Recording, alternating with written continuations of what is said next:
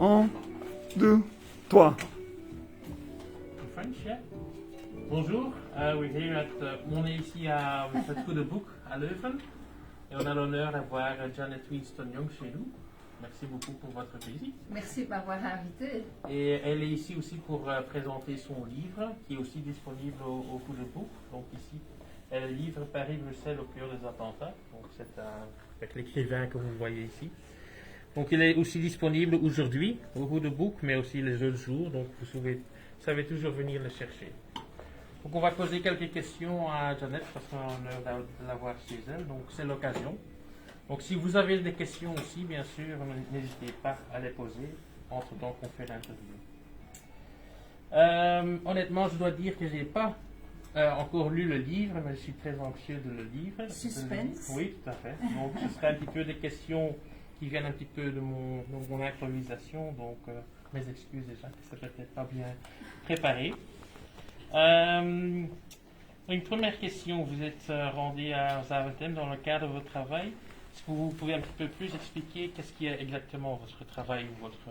Disons, mon mari et moi, nous avons fondé une organisation dans le sport qui s'appelle Forma Sport. Cela fait, j'ai envie de dire peut-être 30 ans, presque, ou peut-être déjà, je n'ai pas compté.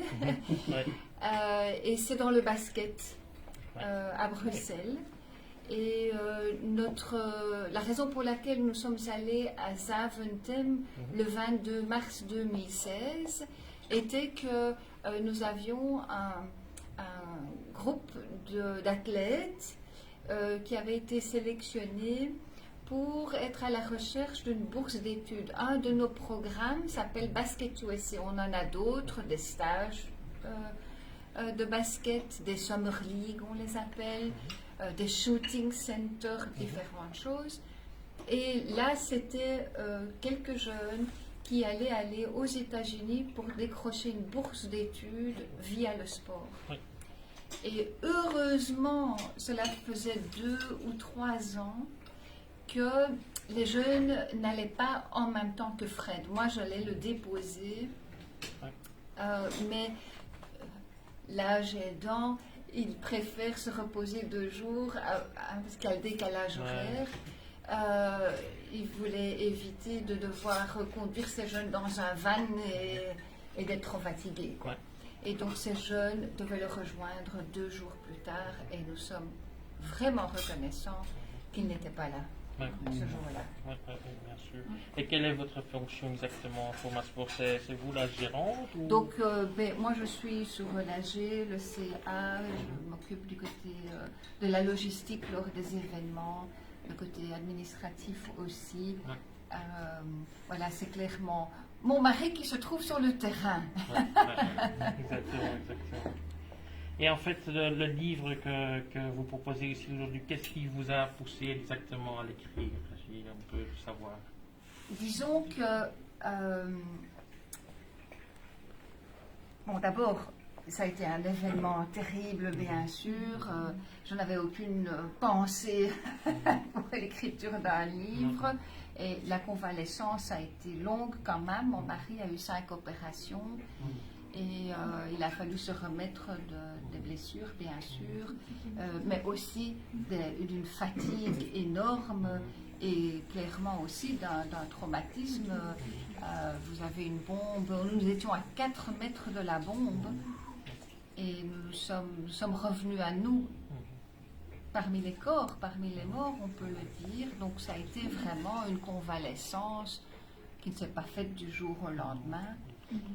Mais je tiens à un journal intime et où j'ai l'habitude, moi je lis beaucoup, je suis quelqu'un qui a toujours lu, enfin pas toujours, à l'adolescence j'ai commencé à lire la Bible et puis j'ai gardé cette habitude qui même s'est ancrée de plus en plus parce que il faut le savoir, la Bible est le best-seller de tous les temps, hein. C'est le livre le plus vendu au monde. Et une fois qu'on le découvre, on sait un peu pourquoi. Malheureusement, pour beaucoup de gens, il y a beaucoup de poussière dessus. Enfin bon, pour moi, je l'ouvrais souvent et je dois dire que quand j'ai relu, mais mon journal intime, je me suis rendu compte du chemin parcouru et de l'impact que la vision des choses de la Bible avait eu sur moi. Vous savez, quand vous traversez un truc pareil, c'est tout qui explose, tout vole en éclats. Pas juste la bombe, mais tous vos repères peuvent facilement... Hein, pour que ça tienne la route, ça doit être du solide. Et je me suis rendu compte que ça a secoué, hein, mais que mes repères avaient tenu bon, qui m'avaient aidé à trouver mon chemin dans la convalescence. Et même, j'ai vécu des choses extraordinaires sur place lors de l'explosion. Et alors, au bout d'un moment, je me suis dit, tiens, mais quelqu'un m'avait suggéré ça juste après les attentats. Tu devrais écrire avec quoi il vient. Je veux dire, on n'en était pas là. Mais finalement, cette idée m'est revenue.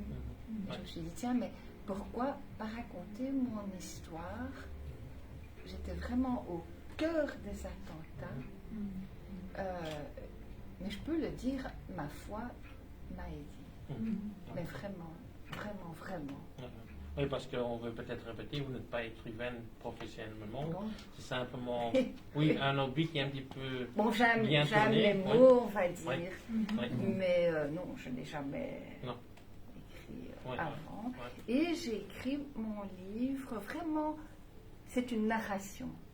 Je raconte, et je suis hyper transparente avec tout ce que j'ai vécu, qui n'était pas toujours jojo. Mais je me suis dit, dans le fond, j'ai vécu un traumatisme et tout le monde est au courant de ce qui s'est passé. Mais je sais que tellement de gens traversent des traumatismes et personne n'est au courant. Et je me suis dit, pourquoi pas mettre carte sur table, être honnête sur ce que j'ai vécu, mais par là aussi être honnête et transparente sur comment Dieu m'a vraiment aidé. Ce qu'il dit dans la Bible, ça a été pour moi comme quand je perds le nord, ça a tenu. Ça a tenu la route. Magnifique, belle histoire. Et quel message espérez-vous transmettre avec ce livre exactement? Est-ce que vous voulez avoir des gens, aussi bien des chrétiens ou des non-chrétiens? C'est quel message exactement que vous espérez transmettre aux gens qui lisent votre livre?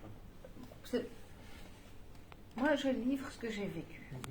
Maintenant, on peut le lire par intérêt général.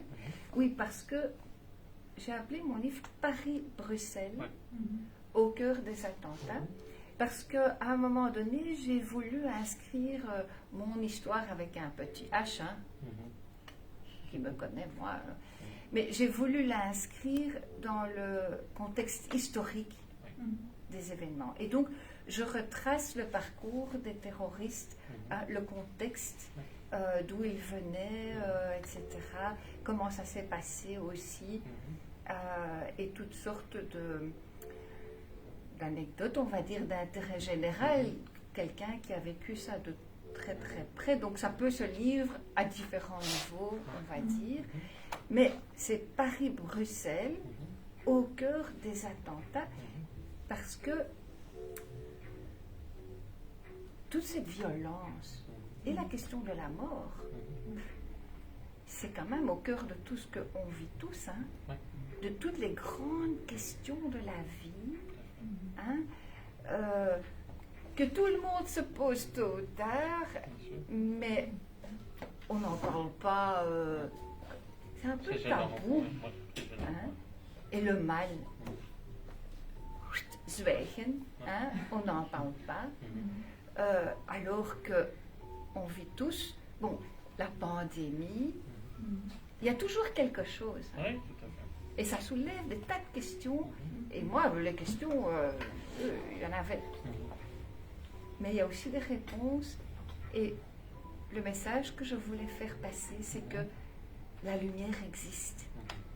On peut se trouver au fond du trou, ou comme dans un tunnel, hein, il y a la lumière au bout du tunnel. Et ça, c'est le message d'espérance que je voulais faire passer. La lumière existe. Et parlant de mal, et allez, de vous parler de la lumière, et du mal, c'est peut-être une question très personnelle, mais avez-vous pardonné les terroristes? C'est peut-être une question assez sensible, mais je ne sais pas si vous avez déjà fait la réflexion de... Disons que pendant très longtemps, je ne sais pas, 2-3 ans,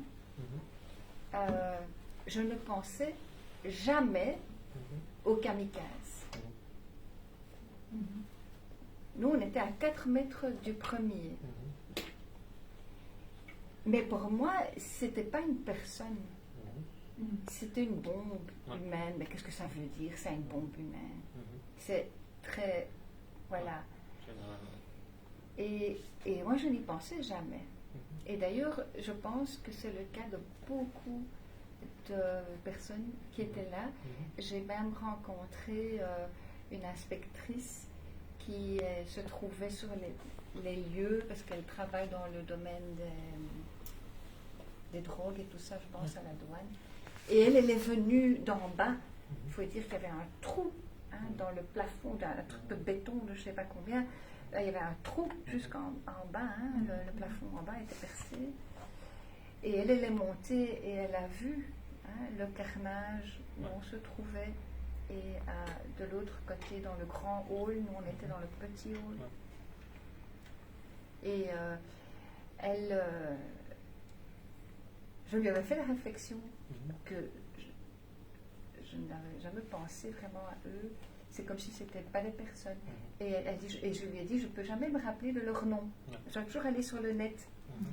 Et c'est seulement après 2-3 ans que j'ai commencé à aller sur le net. C'est comment qu'ils s'appellent encore? Et elle m'a dit, moi aussi. Et elle est inspectrice de police. Elle ne sait pas se souvenir de leur nom.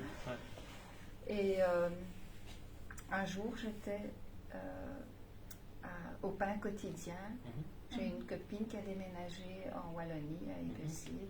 Et on se rencontre à Overijs au pain quotidien. Je fais de la pub pour le pain quotidien ici.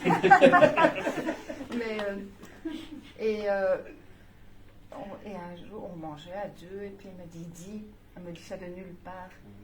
Elle me dit, s'il trouvait devant toi, qu'est-ce que tu lui dirais aux terroristes? Et moi, paralysée. Mais j'étais paralysée. Je ne pouvais mettre deux pensées. J'étais en suspens. Et puis, j'ai lâché. Après un long moment, j'ai dit, Dieu t'aime. Et puis, j'avais envie de ravaler ces mots. Je disais, avec quoi je viens là? Et puis, j'ai commencé à transpirer. Et c'est à partir de ce moment-là, j'ai commencé à un peu penser aux kamikazes. Et un jour, les paroles de Jésus, vous savez, Jésus, c'était un personnage remarquable, qui a dit des choses qui époustouflent tout le monde. Il y a de quoi. Mais quand on vit une situation, ça peut être époustouflant d'une autre manière aussi. Et lui, il a dit, aimez vos ennemis. Et je me suis un jour, cette parole que je connaissais m'était venue, puis j'ai vite été voir la suite.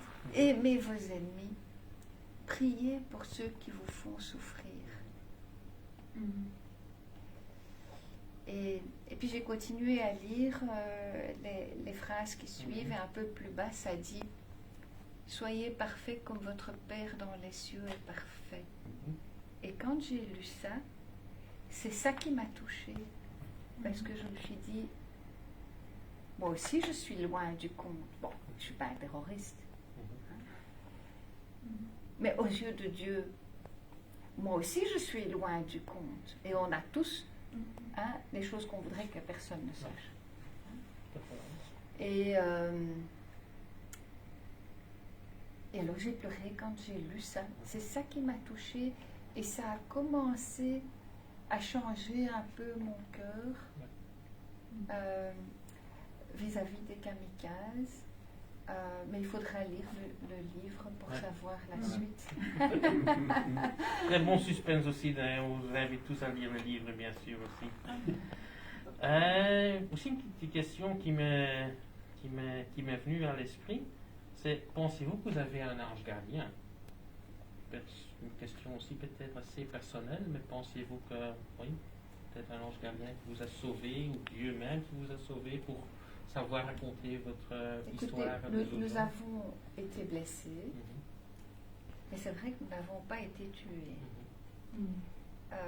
Or, beaucoup de gens autour de nous l'étaient, mais je pense que nous aurions très bien pu être tués, et cela n'a rien à voir, personnellement je pense, cela n'a rien à voir que l'on soit chrétien ou pas. On vit tous dans la même galère. Et tout peut arriver à n'importe qui. Donc nous aurions très bien pu mourir. Est-ce que je crois aux anges gardiens? Bon, le mot en soi, je ne sais pas, mais aux anges, je crois. Est-ce que c'est un qui nous a protégés à ce moment-là? Je ne sais pas. Mais ce que je sais, c'est que à peine, on va dire, une demi-heure avant, parce qu'on n'habite pas très loin de l'aéroport, on était prêt à partir. On avait appelé notre fille qui était revenue, avait fait des études à l'étranger, elle était revenue, elle logeait chez nous, et elle avait commencé un travail, mais elle était encore chez nous. Et elle descend pour dire au revoir à son papa, à Fred. Et je dis, mais prions avant de partir. Et je dois dire que je ne me souviens pas avoir vraiment jamais prié ceci. Mais c'est un fait qu'on s'est retrouvés à 3 comme ça, et que j'ai prié, j'ai demandé à Dieu qu'il place ses anges devant, derrière et à côté de nous tous pendant le voyage de Fred. Et une demi-heure après, je ne peux pas dire plus que ça. Oui, voilà. Un bel testament, on va le dire comme ça, que prier, ça aide pour tout, et que surtout la prière est très importante pour tout le monde. Cela fait presque, je pense, 10 ans que maintenant les attentats sont... C'est 5 ans. 5 ans, Donc ça va faire bientôt 6 ans. Ouais. Est-ce que ça porte encore une cicatrice en fait sur votre âme? Sauf le physique, mais c'est aussi psychologiquement, c'est encore assez difficile de peut-être aller à l'aéroport, si ça reporte des souvenirs ou des... Et ce qui est remarquable, je trouve, c'est que on a vécu un traumatisme. Ce que je veux dire, c'est qu'on était d'une fatigue pendant des mois et des mois et des mois. Ça a duré très très longtemps. Donc je suis sûre que nous étions touchés émotionnellement, aussi bien que physiquement, etc. Mais je peux dire que je n'ai jamais eu peur.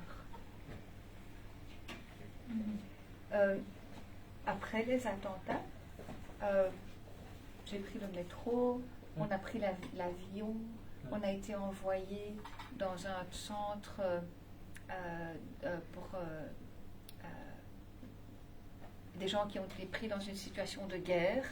Ça a duré un week-end, on a eu 3 ou 4 sessions. Et c'était...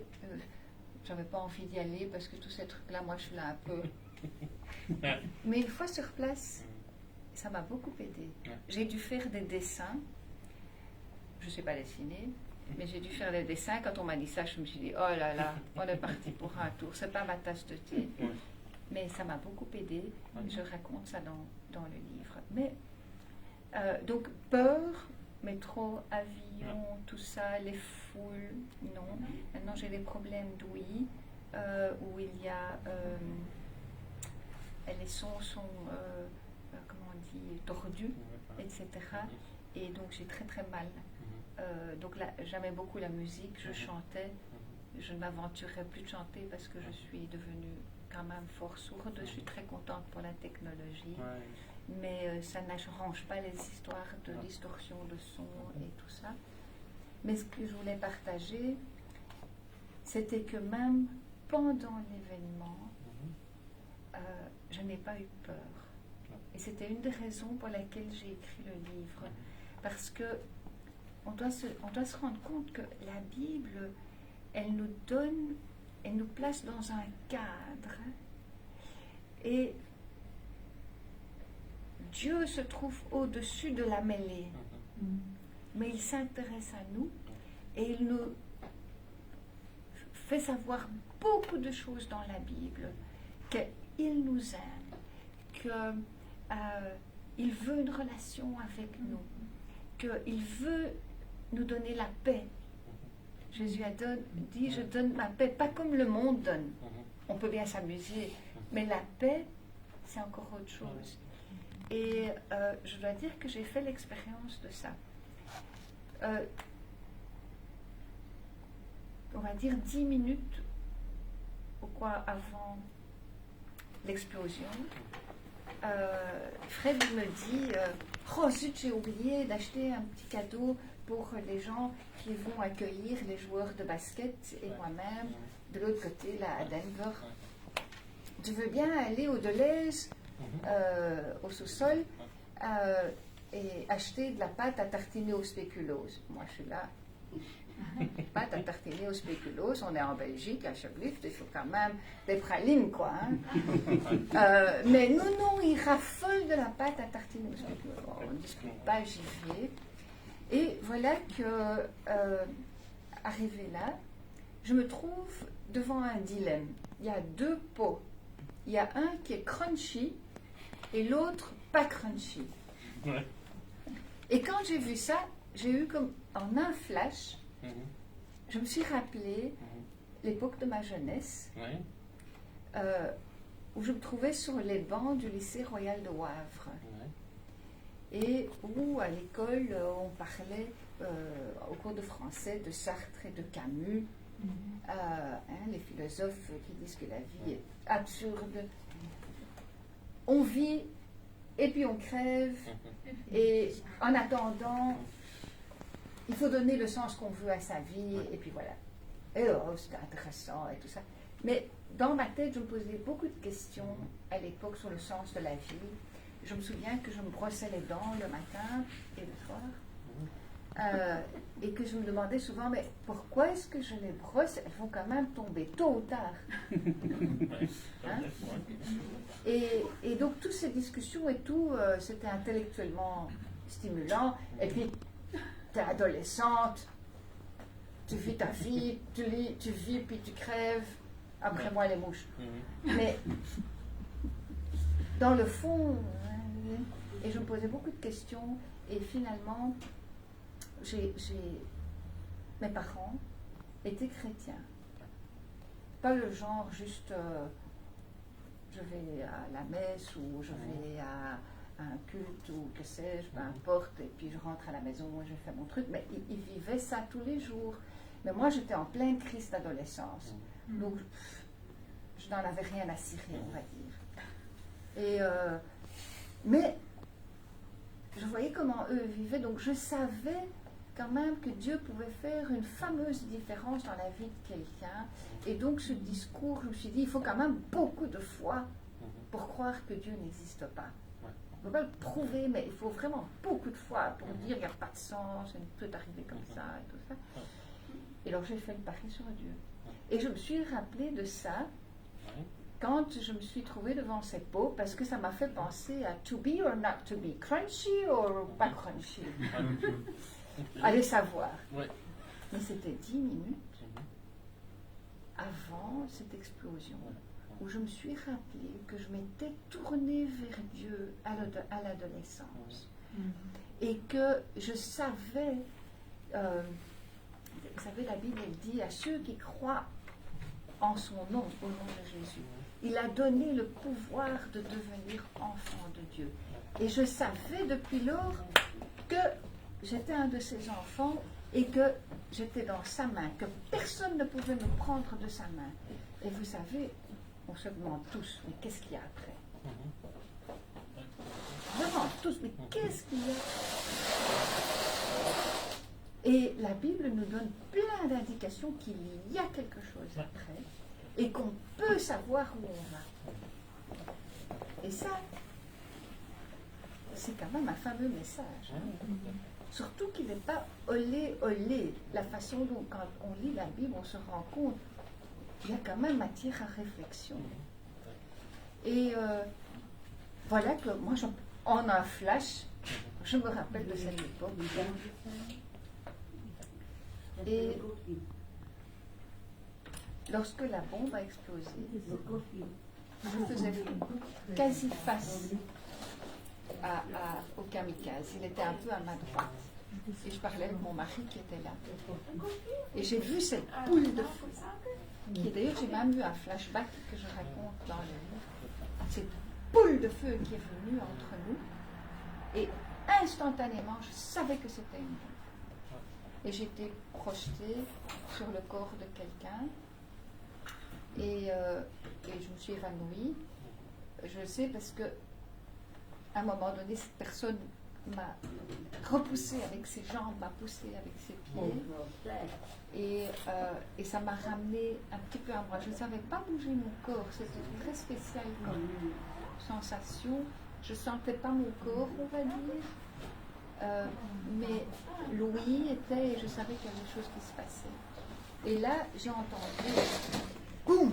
Ça, c'était la seconde.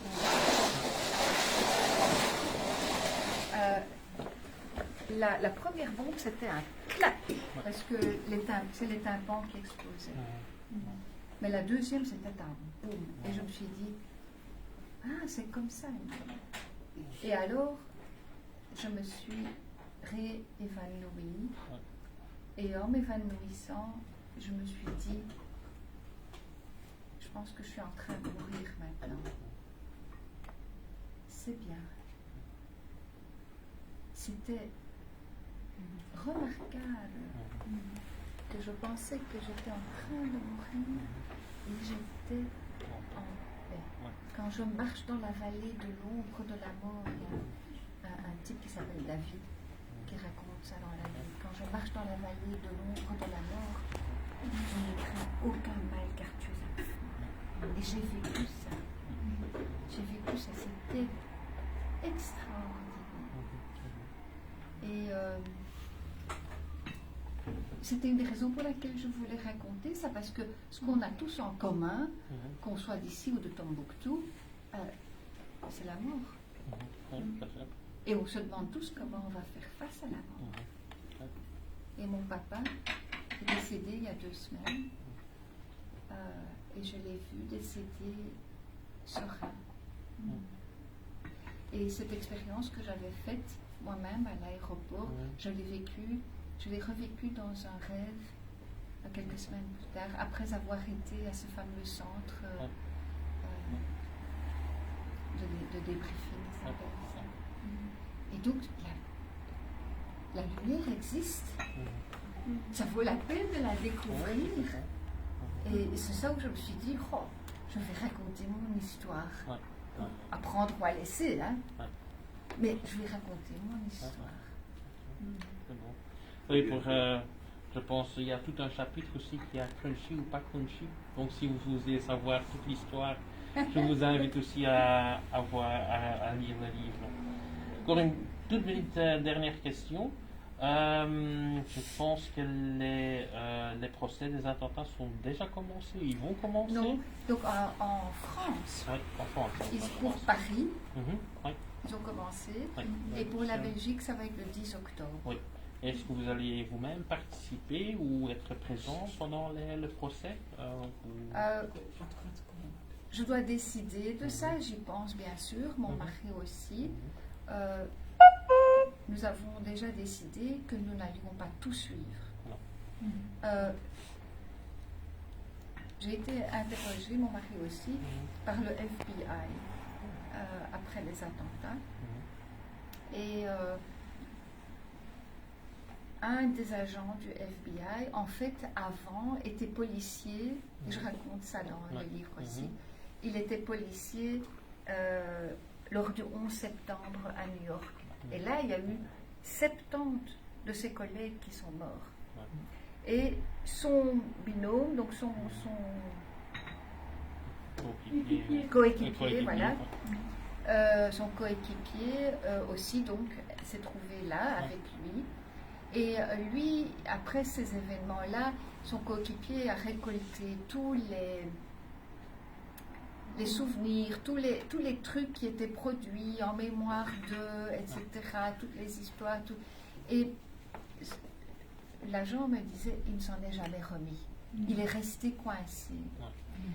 Moi, quelque chose qui m'aide énormément, c'est de savoir que il est mis dans la Bible qu'un jour fixé, donc c'est tout calendrier, Dieu fera justice. C'est au calendrier. Maintenant, je pense que c'est la justice humaine et tout le processus d'un procès, etc., est hyper important.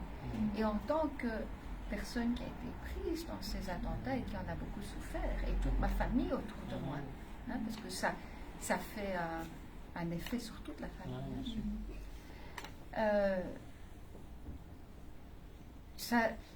C'est important de savoir que la police, les inspecteurs, les détectives font leur travail pour essayer de dégager la vérité.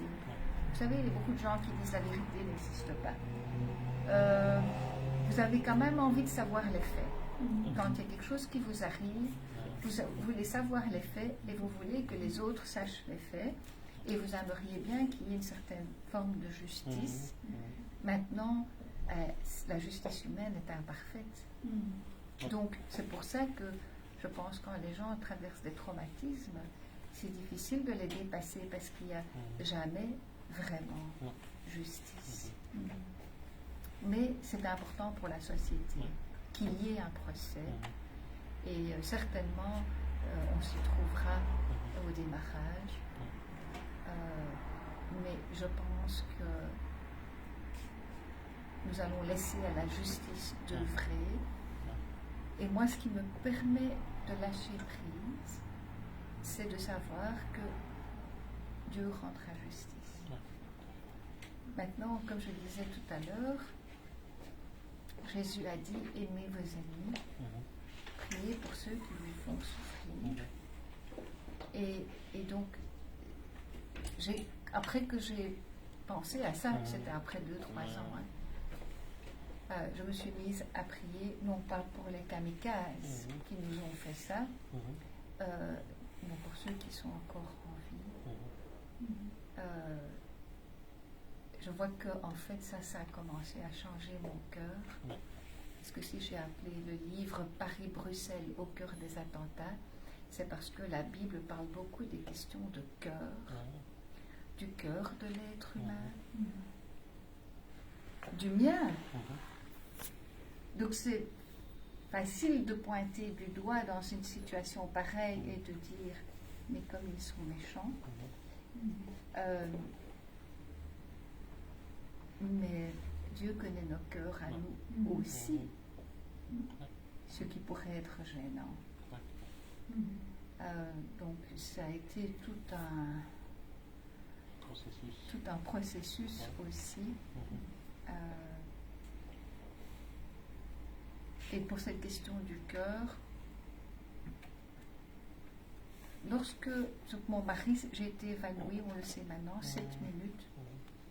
Et lorsque mon mari m'a trouvée dans les décombres, parce qu'il s'est réveillé en premier, il m'a cherché, il pensait qu'en voyant les morceaux et tout, il se demandait si j'étais encore en vie.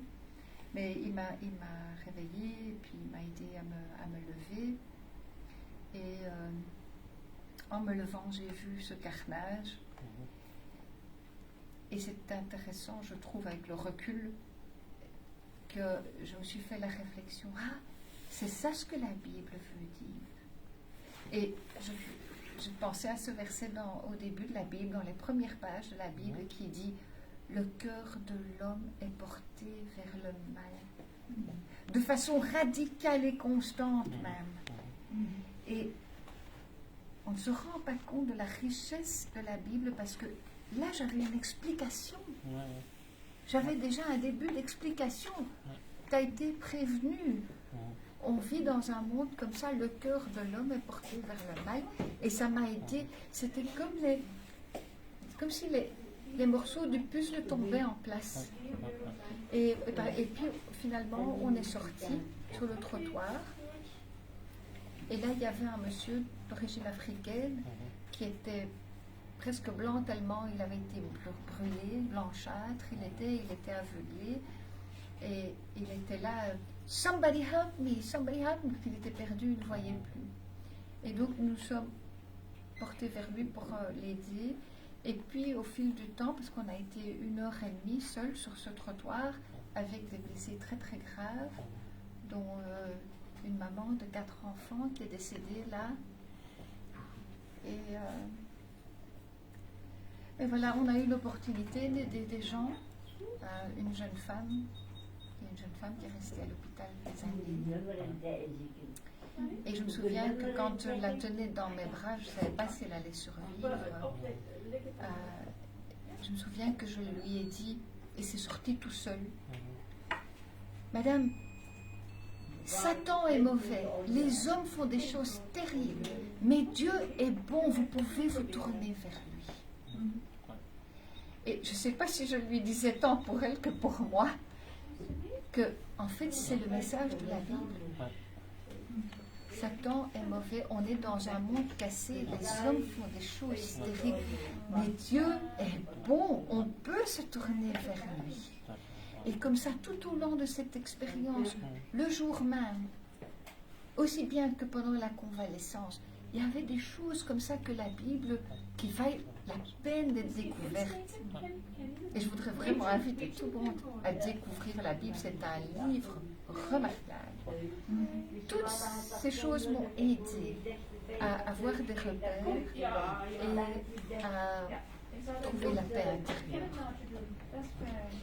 Voilà. Sur ce message d'amour, je pense, un message d'espoir, on va finir l'interview. Je vous remercie encore pour votre temps, d'être présent ici aussi pour vous présenter votre livre. Merci pour l'invitation. Pas de problème. Et oui, le livre est encore, comme j'ai dit auparavant, à acheter dans Trou de Bouc à Louvain. Vous êtes tous les bienvenus ici pour rencontrer encore Jonathan Sonyong ou les autres jours pour venir jusqu'ici. Voilà. Merci.